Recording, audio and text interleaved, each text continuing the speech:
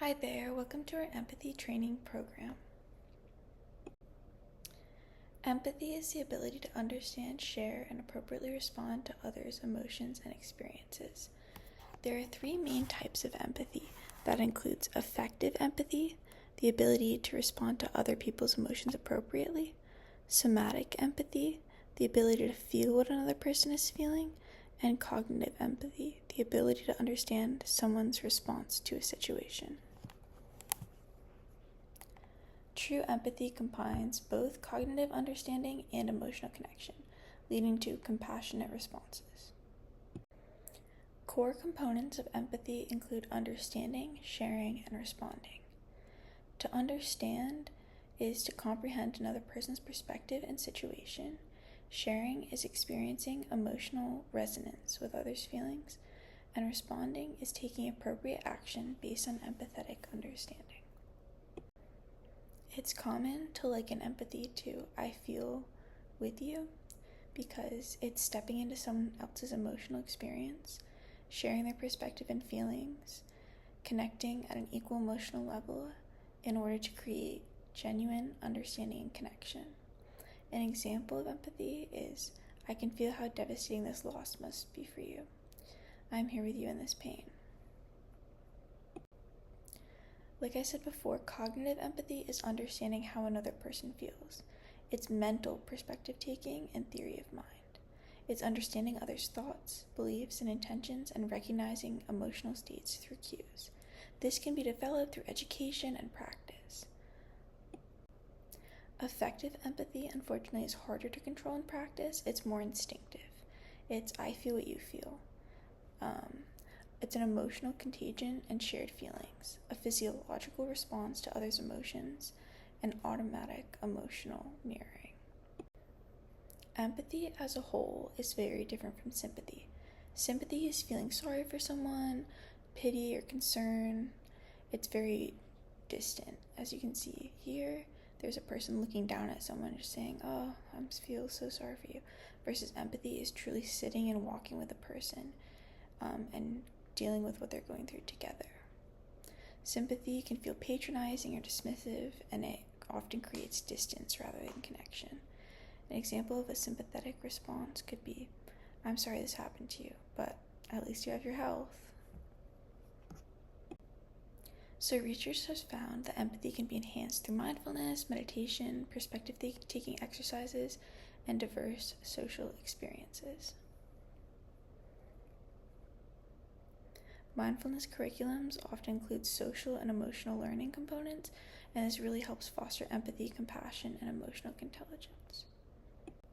So you might be wondering why empathy is important. Empathy can actually improve emotional and mental health by reducing anxiety and depression, increasing life satisfaction and sense of purpose, enhancing emotional intelligence, bettering stress management through social support, and a greater physiological resilience. Empathy has also been shown to reduce prejudice and discrimination by breaking down stereotypes and helping people see individuals. It also reduces implicit bias and automatic assumptions by increasing inclusivity and welcoming environments. It also promotes social justice and addressing inequalities. Empathy matters and is directly applicable in your life.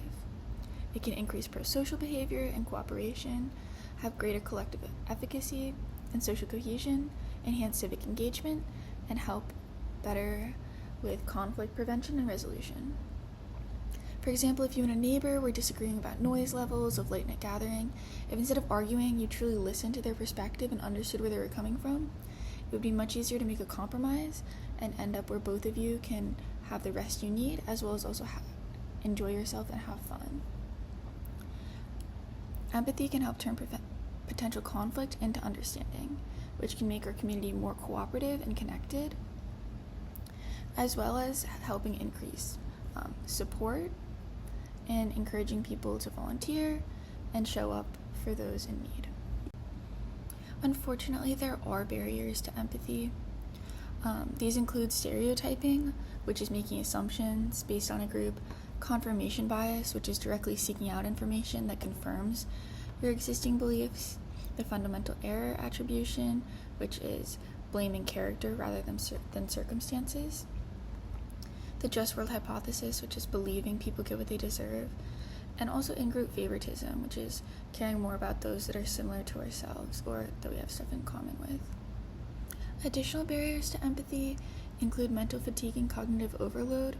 It can feel very emotionally overwhelming and hard to process this much emotion effectively, which can possibly lead to defensive reactions, which is protecting yourself from these emotions, or empathy fatigue, which is just burnout from the emotional engagement.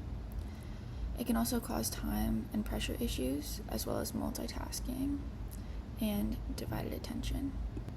In order to overcome these biases, it's important to assume the best of other people, which is positive intent. If you start with the assumption that people have good reasons for acting the way they act, and look at things from different perspectives, as well as challenge your first impressions and automatic judgments, consider situational factors, and assume that circumstances often explain behavior, as well as just practicing intellectual humility and acknowledging that your perspective may be incomplete to the whole picture of the person.